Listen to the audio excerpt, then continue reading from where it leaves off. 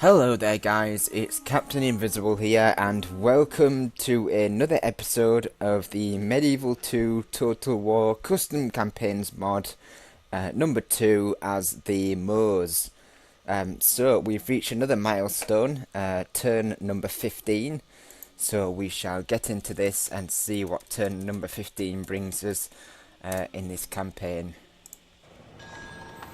So we've got a bride presented, betrothed, Faraj to Faraj Husnia, yeah, Faraj. So we've got a betrothed there. France, Pamplona will be ours next turn, and hopefully his capital will be as well. So France is pushing very hard in the north. I'd like to get some more map info and see how far he is on the map now. Sorry, I've got hiccups now. So the end of turn report. We're back in profit. Hopefully we can increase those profits a lot more though. I think the main reason why we're not is because of our armies. So we'll have to we'll work around that as soon as we take more land and build some more buildings. France is still top militarily, but we are second. Portugal is top financially, but we are second. Production, we are top. We are second in population and overall. So, we're kind of second, on in the general grand scheme of things, which isn't too bad considering that we're second in military. That's certainly quite an important one. And then marriage celebrations, so congratulations to those two. Right.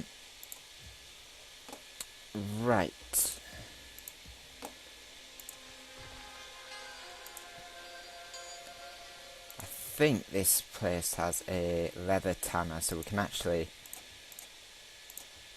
get some better quality spearmen.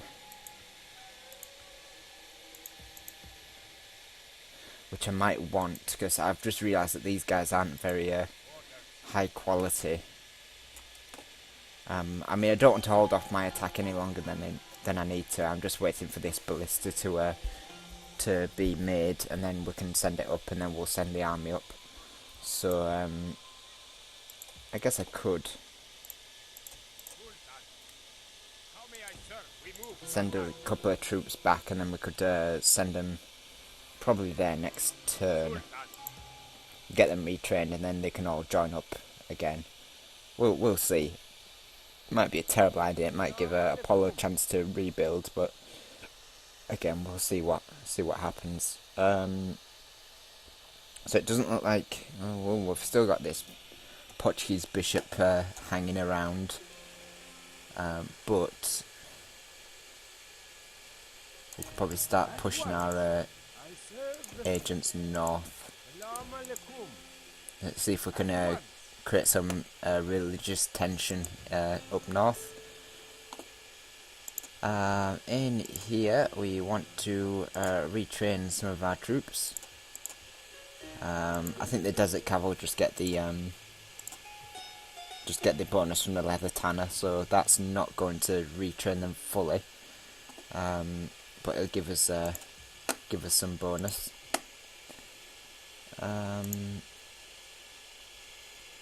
So that's all the recruiting I want to do. But put those guys back in there. Although I could probably move them. May have been better moving them actually to the Moorish fort. We might do that with some of this cav, because we've got quite a lot of cavalry here. And we need to retrain these guys as well, because these guys will be quite nice troops to send somewhere. We'll gather a force here, and we might march on to Bar Jos. And then we can send a force up here to stop Lisbon from sending reinforcements. That'll probably be a good idea to try and muster that. Buildings. Lots of buildings. There's not a lot I want to do in Granada.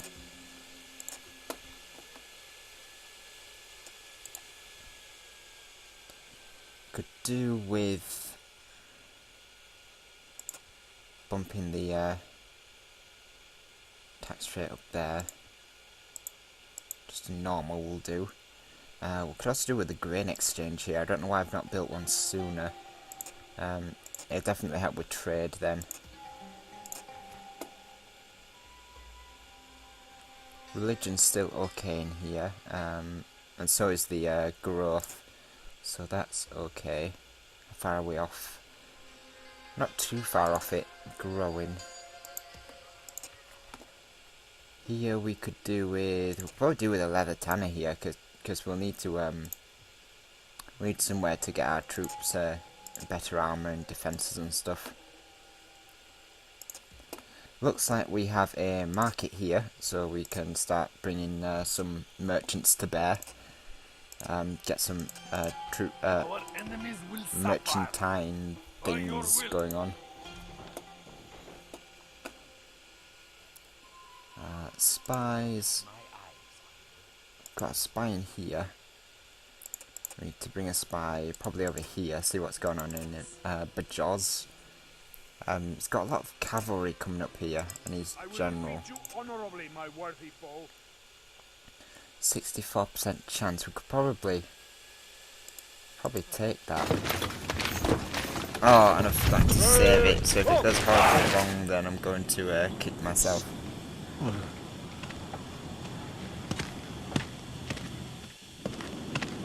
Yeah, it's going to go wrong. I might escape. I may die. God. Right, let's yeah, I completely forgot to save it, but let's reload it, and I kind of know what I did, but in fact I might change. No, I won't change things up too dramatically. We'll just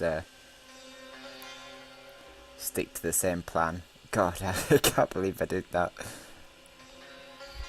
Okay.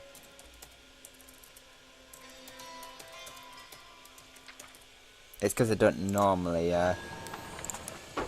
use these quick save things, so let's get you back in there, and then we can increase the tax rate. Grain exchange.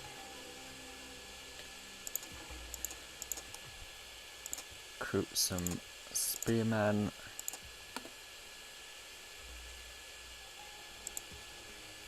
Some spearmen down from here.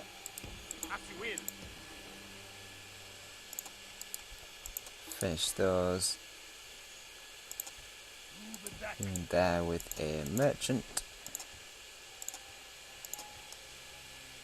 Then I bought something else somewhere. I think it was a leather tanner here.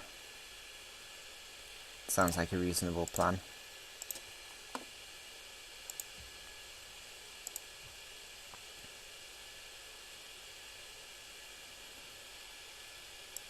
How long does a leather tanner take? 2 turns. That shouldn't be too bad. Okay, let's shift these guys up. Right, let's try this again. So, quick save. Is it this time? Yes, he's in there. Excellent. Okay, so we've got a 40% chance to open the gates, but really all I want him in here for is to see what's going on with, possibly with the religion, but also to see what his income is and things. See what we can do to possibly do some damage. He's not got any training places in here. I don't know whether the walls give you town militia. So you can't actually retrain any troops in Bajoz, which is interesting. Its main training place is going to probably be from Lisbon, and then moving troops across. So that's an interesting situation to be in. It'll certainly give us an advantage if we decided to attack Bajoz. Okay, so that is about everything I wanted to do, or at least look at doing. Got another spy here. Could probably stay in there for now. Yeah, that's pretty much it. We've got artillery and troops here. We just need to get to be able to retrain these spearmen, which I think we can only do in 3 turns, so that's going to be a while until we can do that, but we can start retraining the troops here, getting them better armour, and then pushing them up towards the Portuguese capital, and then we'll obviously take an army up on an expedition up this way to Bajos. I'm pretty sure that the army we've got is strong enough to take Bajos, but I won't want to risk it, especially with these spearmen being at such low numbers. So, I mean, we could always try and find some mercenaries. I'm pretty sure there'll be some within Apollo's territory, so yeah, we could always do that at some point. For now, we'll send a spy this way. Just do a bit of scouting in these woods. And send our ships up. Ah, there's the Portuguese navy. We'll probably try attack it at some point, because it's only got 3 ships. And I think his other ships are probably in the port, so it's not really going to be able to support them very well. Okay, so that looks like it is the plan. So yeah, the plan is going to start getting ahead.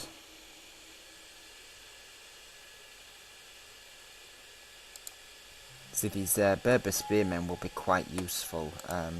You can only retrain them in castles, or in fact the dismounted Arab cavalry even better. But there's less men in them. But they do cost less upkeep and things. But yeah, as I say, the main issue is they cannot be retrained, so there's a problem there. I mean, not retrained. The numbers are lower, so they're going to be more at risk from depleting in number.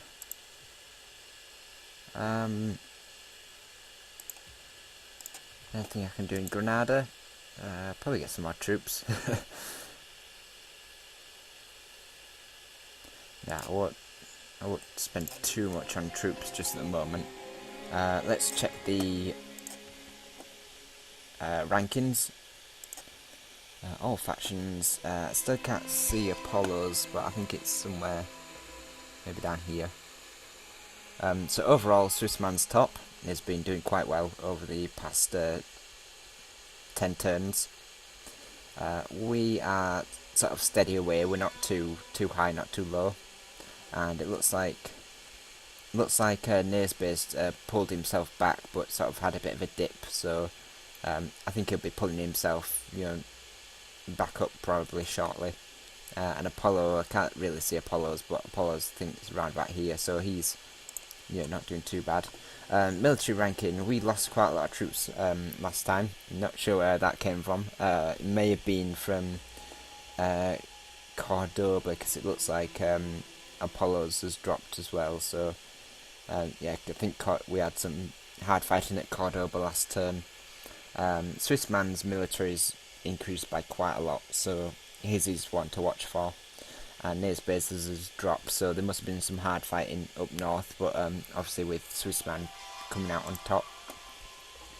Our production dropped turn 13, but it's since gone up, so without us buying too many troops, we should be able to maintain that at a fairly high production.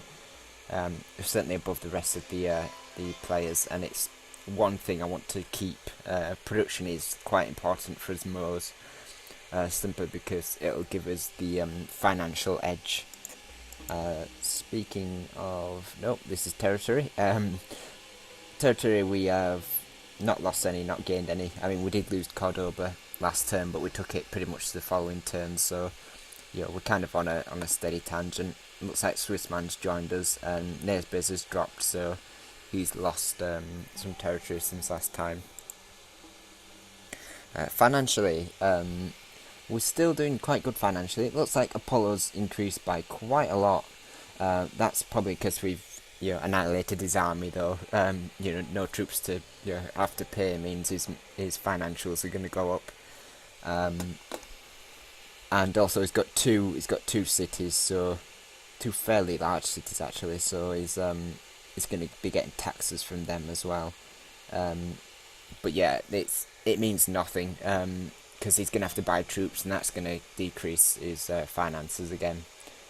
Whereas ours has been steady away even with troops and things. So we are still in a pretty decent position. And then population, our population's not been doing too bad. It seems to have leveled out a bit, which is interesting. It's probably not too bad actually, because it means we're not going to get too much squalor from our cities. So in that regard, it's not bad. Swissman taking his all the territory in the north is increasing his population, and it looks like Nesbiz's population has leveled out a bit. And then back to overall. So yeah, we're in a pretty good position.